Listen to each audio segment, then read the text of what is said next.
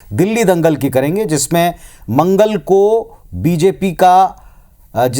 BJP का हुआ, लेकिन दिल्ली का बॉस कौन बना ये अब तक क्लियर नहीं है।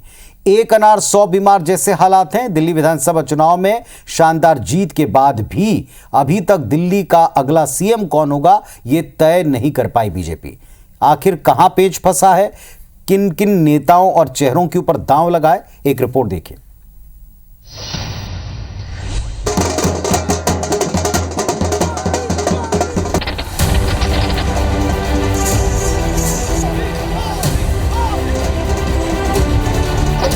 दिल्ली का दिल बीजेपी ने जीत लिया।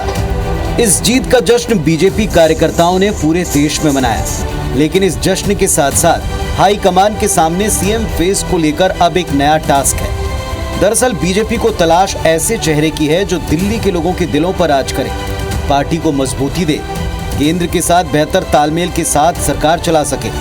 दिल्ली के नए सीएम की रेस में यूं तो कई नाम हैं, लेकिन 4 ऐसे नाम हैं जिनकी चर्चा सबसे ज्यादा है। प्रवेश वर्मा, वीरेंद्र सचदेवा, मनोज तिवारी और विजेंद्र गुप्ता। इस रेस में प्रवेश वर्मा का नाम सबसे आगे है। प्रवेश ने आपके सबसे बड़े चेहरे अरविंद केजरीवाल को नई दिल्ली सीट से हराया। वो दिल्ली के पूर्व सीएम साहिब सिंह वर्मा के बेटे हैं, जाट समुदाय से आते हैं। प्रवेश अगर सीएम बने तो बीजेपी यूपी, हरियाणा और राजस्थान तीनों राज्यों में जाटों को साध सकती है। लिस्ट में दूसरा नाम वीरेंद्र सचदेवा का है। दिल्ली बीजेपी के अध्यक्ष के नेतृत्व में ही पार्टी ने सत्ता में वापसी की है।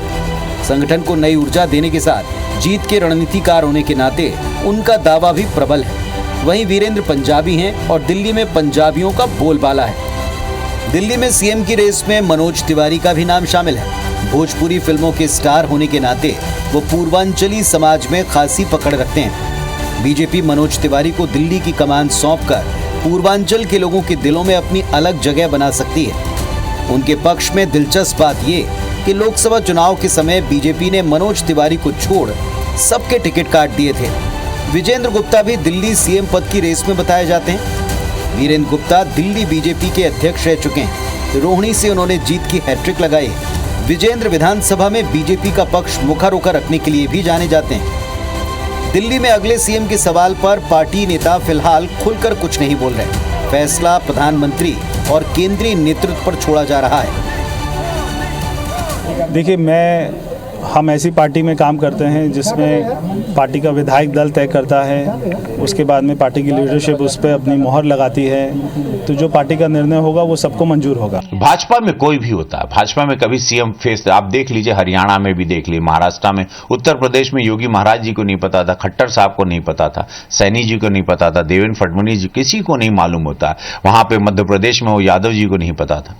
अचानक कोई चेहरा आएगा और सब लोग हाँ ऐसे हो जाएंगे। यही तो सुंदरता है भाजपा की। बीजेपी की एक बड़ी खूबी है, प्रधानमंत्री मोदी और गृह मंत्री अमित शाह के अलावा किसी और को पता नहीं होता कि किसी भी राज्य का मुखिया किसे बनाया जाएगा।